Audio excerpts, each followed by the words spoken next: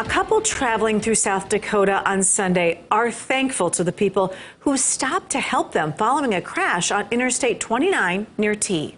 In our top story tonight, KELO's Carter Schmidt has an update on how they're doing. Tom, Jason Alexander and Chastity PFAFF were on their way to Devil's Lake, North Dakota for an ice fishing trip when their pickup and trailer hit a patch of ice, causing them to crash.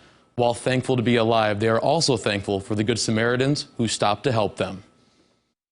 Just miles before the crash, Jason noticed how windy it had become. That very moment, we happened to hit that icy patch that numerous accidents had occurred, and when we hit it, it pushed the trailer so hard that it just basically took the back end of the pickup out from underneath of us as well. They hit the ditch, rolled the pickup and trailer, and landed on a sign. We were up in the air, and I looked over at Jason, and Jason looked at me, and it was kind of like, okay, here we go.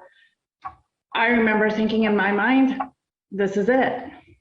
Here we go. This is the end. Thankfully, they both had their seatbelts on and walked away from the crash. However, they did lose their dog, Buddy. He went everywhere with us, and he was everything. I keep bouncing back and forth. I know I'm blessed to walk away from this accident okay, and Jason and I are okay.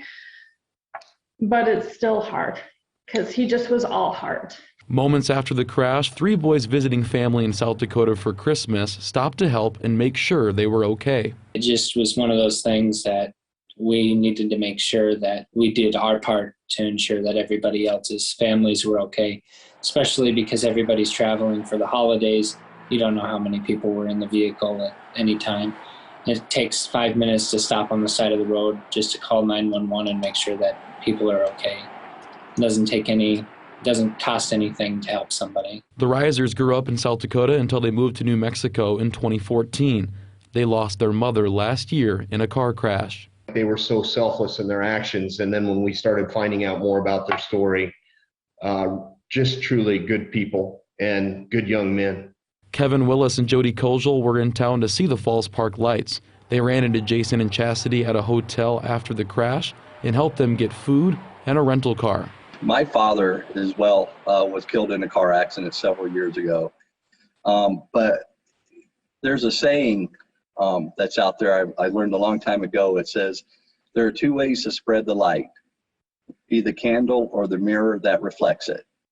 So that's what we were doing. We were trying to spread a little bit of light and helping them, knowing that if we were in that situation as well, that we would hope people would help us.